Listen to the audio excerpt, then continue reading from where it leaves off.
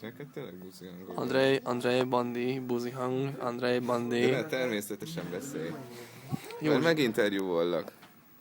Csaba, per pillanat, milyen állattenyésztéssel foglalkoztok Csorvásvárosában?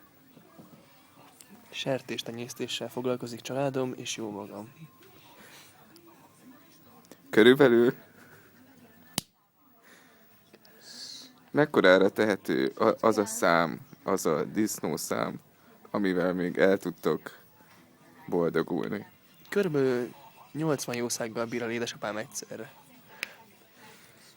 Szoktál gyakran segíteni édesapádnak? Egész nyáron a Tesco-s munkáim mellett otthon segítkeztem édesapámnak. Na, kezdődik. Hallottam, hogy nemrég volt egy tragédia. Azt elmesélnéd?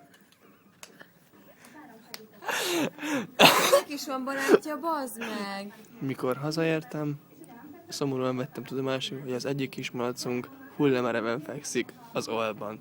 Te jó ég! Fajtában volt. És másnap fogtam egy ásót, és a trágyában elástam a kis tetemet. Kalapácsot. Amúgy azt szeretném mondani, hogy van egy segghülye lakótársam.